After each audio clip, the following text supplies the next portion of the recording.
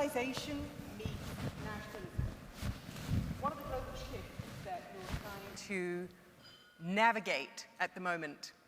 I'm Ngaire Woods, founding dean of the Blavatnik School of Government at Oxford University, and I'm thrilled today that we've got just the right people to discuss this theme.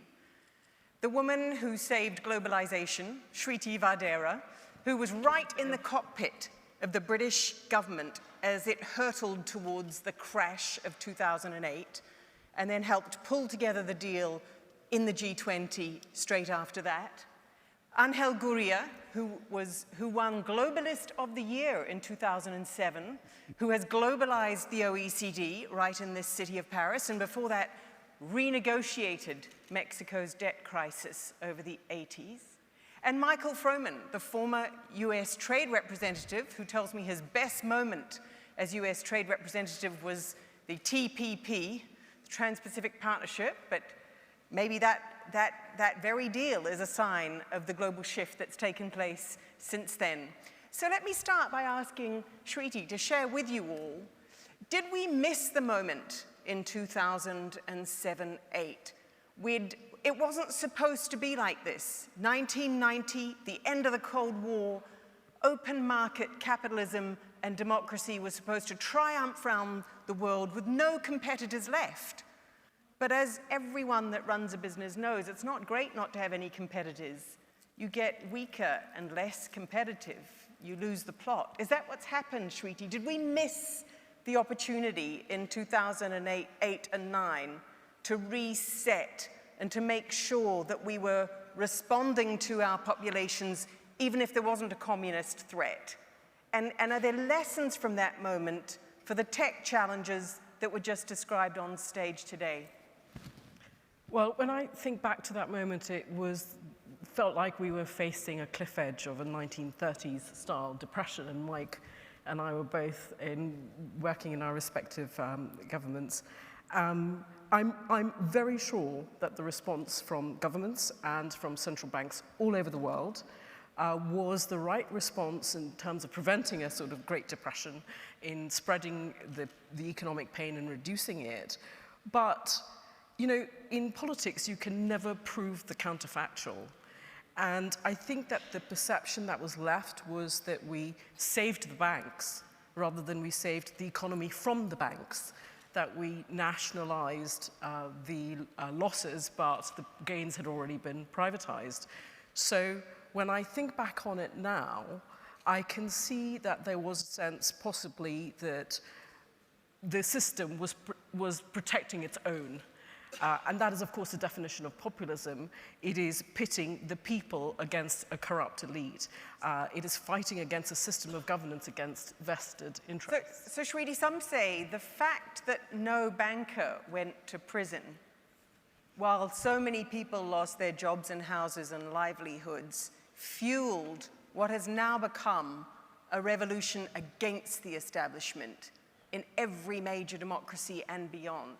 You know, we look across the world today, there's people on the streets in Santiago, in Tehran, in Paris on Saturday morning, in Lebanon, in Hong Kong, and their message is simple. It's, you don't have our consent to govern anymore. What do you think? Do you think that the failure to hold bankers to account as the public see it is part of what began to erode public trust in the establishment? It is part of it, but I think it would be very inaccurate to put it down as the whole of it. If you look at the reality of, say, manufacturing jobs, which is one of the big issues in the United States, and the loss of manufacturing jobs from 2000 to 2010, 85% was because of automation and technology. But what do people have a sense of? You actually exported our jobs because of trade, and you imported immigrants to take our jobs here. And then you have a financial crisis. So if you take a step back, I'm pretty sure we'll be looking at globalization, technological disruption, the financial crisis, and today's sort of nationalism, populism, protectionism as a part of the same, they're part of the same continuum. And one of the things that we forget is about the uneven distribution of the gains of globalization. That was within countries, it was between countries, and if you look at the Industrial Revolution, we shared the gains with workers. The share of labor in GDP increased. But in this instance, we shared the gains with emerging markets. So the winners were a global elite, 1%, maybe 2%, and the winners were the lower and middle classes of emerging markets, and the losers were lower and middle classes of the Western countries. And that uneven distribution is generational, it's spatial, it's between consumers and producers and workers. And so we have created a situation where people don't feel that they have gained enough. So why should they give us the mandate to govern? Angel Gurría, you negotiated NAFTA for Mexico, and you've long been a proponent of a globalization. But since taking the helm with the OECD, you've also championed this issue of inequality and what we have to do to combat inequality or to mitigate it.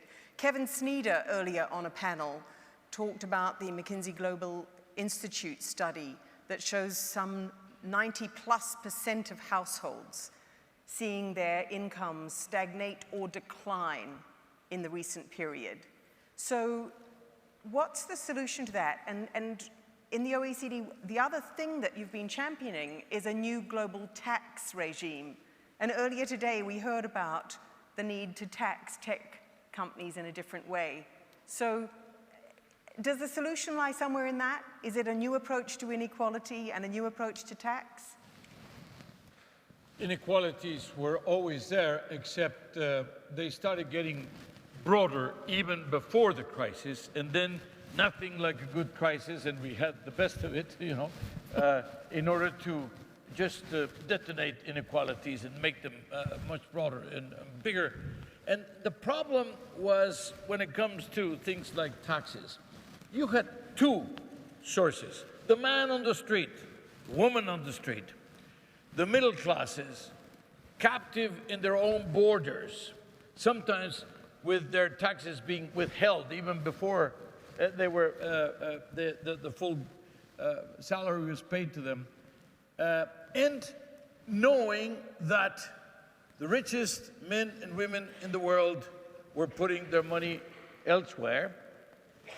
That became absolutely politically impossible after the crisis. The crisis helped to detonate the impossibility of maintaining this status quo. Then, when it comes to companies, the question of the companies was very simple. Again, you know, you have the companies that are small and medium enterprises, that are captives of their own borders, their own tax regimes, 25, 28, 30%, even 35% in some cases. And then you had the biggest companies in the world making hundreds of billions of profit and not paying taxes, or, as we found out in some cases, 0.02, which is a very nice, low tax rate. Now, the problem is they were not paying their fair share. So what have we been doing? Well, in terms of individuals, right now, already 50 million banking accounts have been exchanged by more than 100 jurisdictions. And I say jurisdictions because it's countries mostly, but it's also Jersey and Guernsey and the Isle of Man, et cetera, et cetera. And then these 100 jurisdictions exchanging with each other have produced these 50 million bank accounts worth $5 trillion, so about a third of the size of the US economy. This is how, you know, this is already on the desks of the tax man or woman in the world, and they are, of course, calling them in. And they're calling them in and saying, well, we don't have the information that is matching that you reported, maybe because, you know, it was an omission. What can we do about it?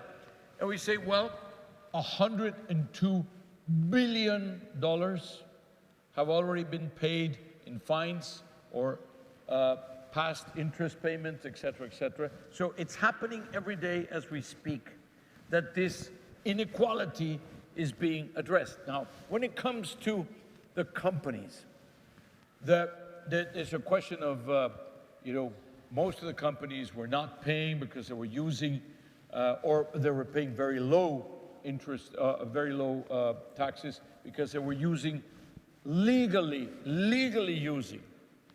Well, what I would call our concern to avoid double taxation. In the process, we created double non-taxation, you know? And we have now addressed this issue. Now, companies are declaring country-by-country profits, and we have one big outstanding, which you referred to, issue, one homework that we have not yet finished, which is the taxation of digital companies. And the taxation of digital companies, we've now put out all the elements that would make for the solution. They are in public consultation. We hope that by January, we'll have them in place. By June of next year, we will have a full roadmap and we'll start the implementation process. So big changes in terms of getting more equal. Let's see this audience. So how many of you think that companies are already paying their fair share of tax, to use Angel Gurría's description? So hands up. You're going to have to put your hand up on one of these questions. So you know, if you don't want to take a risk, put your hand up now. But how many of you think that companies are already paying a fair share of tax? Yeah, so some of you. So can I take it then that all the rest of you think that companies should pay more tax? Yeah, so how many of you think more tax? Okay, so quite a few in this audience think companies should pay more tax. Michael Froman, we heard earlier today that the United States Business Roundtable have opened up to a philosophy which is more looking after stakeholders than just shareholders. Is this just a really nice communications exercise to fevered populations around the world, or do you think that there is serious intent behind it? And if there is, what's going to be in its way? What do we need to all be thinking about? So I think it actually started about a year ago when Larry Fink, the CEO of BlackRock, sent a letter to all the CEOs saying they had to be focused not just on short-term financial returns, but also on their social impact. And between that and the Business Roundtable statement, I think it has definitely moved the conversation forward. I think it's also happening at an interesting time because there's more and more of an investor base that is looking at things beyond short-term financial returns, whether it's, you call it ESG or CSR, any number of fund managers who are looking at those elements of a corporate behavior as well. I think the key thing, though, is we shouldn't set up, in my view, a false dichotomy between shareholders and all the rest of the stakeholders. It's really more about short-term versus long-term shareholder return. And I'll just talk from the experience of my own company, Mastercard. We've been on this journey for 10 years. We committed to financial inclusion 10 years ago. We set out a goal 4 years ago of bringing 500 million more people into the financial system. And we were on the verge of achieving that goal. And we run it like any other part of our business, as a KPI, country by country, region by region. And whether or not we make the necessary financial returns in the short run from them, we understand this is in our interest in the long run. It's in our shareholders' interest that we have more inclusive growth, not just growth. We have more inclusive economies. We have more thriving economies because we thrive when the economies thrive. We fail when they're failed states. And that's a conversation we can have with our shareholders that's quite natural. When the 2017 tax cut came into force, we took $500 million of the tax benefit and put it towards inclusive growth. And we explained it to the street, and the investors completely understood because it was natural and germane to our mission, and it would, in the long run, contribute to long-term shareholder value. And I think that's, to go to your question, I think is a key element here. Companies do need to take into account their employees, the environments in which they operate, the communities in which they operate, and engage in these sorts of issues, but do so in a way that is genuine and authentic and natural to their mission. And that's the best way of ensuring that there's long-term commitment to it, not just a hobby. Philanthropy is great, CSR is great, but we're never going to solve these problems. We're never going to achieve sustainable development goals if we don't mobilize the full ingenuity, resources, and motivation of the private sector. And that means we need to be able to do it on a commercially sustainable basis. And that's the basis on which I think investors will truly understand and where it will become real as opposed to just greenwashing or whitewashing. The really seismic shifts that we've all been watching over the last couple of years have been political. And on stage, we have someone from the United Kingdom, someone from Mexico, and someone from the United States. Countries where people just say, what on earth is going on politically? I'm sure parts of the business community dealing with in all three of these countries do. So just in one line, where is it heading in each of your countries? Shriti, what can business people expect to happen in Britain over the next couple of years? Not next week, not next month. Unless I know what's going to happen in the next 2 weeks, it's impossible to tell you what's going to happen in the next 2 years. I wouldn't want to bet on it, but I would think that we will exit the EU, and that will be an incredibly defining moment for the relationship of UK businesses with the rest of the world, and I think it'll be difficult. I have more faith in a 10-year period, in a way, than in a 2-year period, because I think that I have a greater sense that in a 10-year period you can get a lot of the problems that we currently have right, or maybe it's 15 years, but in the next 2 years, it's very difficult. But does it feel like either a sharp turn to the right or a sharp turn to the left? And then we could end up like Italy with a kind of strange combination of in the middle. I think that, you just have to look at the polls and think about whether there's going to be a sharp turn to the left or the right. The chances are there won't be a sharp turn in either direction, because there will be a sort of more muted response. So, as I said, I'm not particularly sort of thinking about this sort of immediate term, but I think we have some really serious underlying issues in the country, and in fact that are shared all over the world, that are not being addressed because everybody is fixated on the soap opera of whatever politics and political drama is happening on their screens. So if we think about the fact that we have wage stagnation, if we think about the fact that we have a disgorgement of the middle skills, that most people in fact have middle-level skills, and we're not creating those middle-level skills jobs. If we think about competition policy in technology, which for tech companies, we have sort of, completely analog competition policy for a digital world. If we think about spatial, geography, place-based, I mean, the real problem is that people are trapped in places where economists thought there's perfect mobility, everything will just move around and all even out. Well, averages are absolutely no consolation to people left behind, and we are not addressing any of those problems. I was in Sheffield, in Yorkshire, last week, and the Vice-Chancellor of the university has a 3-mile commute on a bus from a leafy suburb to the centre of town, and every bus stop, life expectancy drops by 7 months. Mm-hmm. So, we're not addressing the real underlying issues that have caused this populism, and we're fixated on the short-term politics, and the issues are going to be the same. So really deep issues and problems. Angel Gurría, you've been a minister and a politician and a bureaucrat within Mexico. Was there a failure to deal with the deep inequalities and structural problems within the Mexican economy that's brought us to today? And what's happening? We've got the quite left-wing government in Mexico at the moment. Where do you think that's going to go? Is it going to start solving some of these problems and winning some of the population's trust?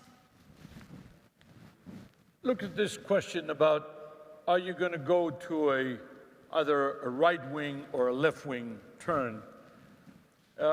In both Mexico and in Brazil, people were voting against corruption, and they were voting because they were not satisfied with the quality of services they were getting, etc.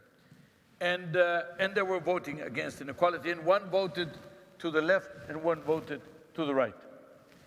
Now, it took Czech Republic to form a government 9 months, Rutte in the Netherlands 7 months, Angela Merkel, of all people, 5 months to form a government. The most egalitarian country in the world, Sweden, the Olof Palme, the social democracy, it took 4 months to form a government. And then when they ended up with a government, they ended up with a government completely split down the middle, unable to form coalitions or very fragile coalitions. And then you saw with Italy, the fragmentation in Spain, for example, and then Brexit, which is another way of protest. In the United States, as I mentioned, Mexico and Brazil, but also Peru, and also Bolivia, and also Chile, and also, all these countries which are now basically unstable, and where we used to have, even in the presence of very enlightened leaders, now they can't take the necessary decisions because these fragile coalitions, formal or informal, depending on whether you have a parliamentary system or whether you have a presidential system, are so vulnerable, are so volatile, that if the leader in his enlightenment sneezes to the right, the guy on the left pulls out of the coalition, and then you have to go to another election, etc., or you simply can't pass any laws. So the consequence of the inequalities, the consequence that we didn't address the inequalities in time, we are now paying for them in terms of basically bad governance and bad governments, because, as I said, even when enlightened leaders take over, the problem is it's so fragmented. People are so angry. People want to change, sometimes without even knowing what the consequences of their own votes for change will be. So, Michael. Ngaire, could I just, you're reminding me of something that Jean-Claude Juncker says a lot, which is, we know what we need to do, we just don't know how to get elected afterwards. So that's the problem. So, Michael Froman, enlightened leaders. The United States has a dynamic leadership. Where is it heading? Is this the new normal for the United States? Well, look, I think just to build on what Shriti and Angel said, I think it's important to look beyond one president or one administration, because there is a significant cohort in the United States that feels like the system has left them behind. And they feel alienated by the system. They feel that the institutions aren't serving them well, and they see that in widening income inequality, in the failure for investment to go into communities where factories have closed down. And whoever is president, that cohort is going to continue to exist. And somewhat to my surprise, just to build on what Angel said, there's very little talk about the kind of policies that would be necessary to make it possible for workers to succeed in a rapidly changing economy. Yep. Whether that's because of technology or whether it's because of globalization, whatever you think the percentage distribution is. And what would your policy be for that? I think you'd focus fundamentally on looking at education and training, lifelong learning, portable benefits, mobility assistance. We have, and by the way, it may not be government programs. Our government training programs are not particularly well suited, but in some other countries it's done by the unions or by local governments or by businesses, and even some things about how you account for how you invest in your human capital. There are discrete changes in policy and regulations that could be made that could have a much more significant impact on whether we're actually helping those citizens and all of our citizens succeed in the global economy. And just to take the previous panels, if you think about what impact technology is likely to have going forward, leaving aside globalization and trade, just for the reason of technology, we need to be on top of our game here. Otherwise, you're going to see a lot more alienation and a lot more populism. And so far, neither party, I mean, in the Obama administration, that's what Obamacare was about. At least one significant part of your benefits being portable, healthcare. That's a significant issue. But there's a lot more to be done on portable benefits, lifelong learning, and really changing the nature of our system so that workers can succeed as the technology and global situation evolves. So I'd like to finish today by having each of you tell this room of CEOs what's one concrete, practical thing that they should be doing to help the world move back to a world in which a majority of people have trust in the institutions that govern their country. And those institutions include the private sector. I'm using institutions broadly. You're going to start with Mike, obviously. Well, Angel, one thing that CEOs of companies could be doing to start rebuilding that trust between people and the establishment. We just had a very good example. Last week, we had the Paris Peace Forum, and we went with President Macron and with 40 CEOs of 40 large companies. Among them, they have more than 3 million employees, and among them, they have more than 1 trillion of revenues. And they pledged for inclusive growth, exactly what you were mentioning a moment ago. They said, we will promote inclusive growth, we will practice inclusive growth, and we will therefore help the governments, of course, international organizations, but also the champion mayors for inclusive growth. They all committed, but the private sector was required to do this, and they're going to create an incubator, and then they'll be promoting and financing efforts that deal and lead to inclusive growth. I would say that is a very, very practical, very good example, and it's along the lines that Monsieur Froman mentioned a moment ago. But outside of this room, people would say that right back in the G20 finance ministers group that you were part of, for the last 20 years, the lead globalizers have been saying, we will manage globalization better, there will be inclusive growth. I think that was the G20 strapline of the G20 you were involved with, Shriti. Yes, 2009. So what's new? What specific concrete things could be new? Michael, do you have Yeah, no, I think there are, and just to build on that point, I think there are things that every company can do in their own area to look at their products, their technology, their business models, and push the envelope to see how do they achieve superior financial results, which they all need to do, at the same time as having positive social impact. And I think what's changed, I can give you lots of examples from our own company, but I think what's changed is, first of all, your employees have changed. They're demanding and are interested in working for purpose-driven companies.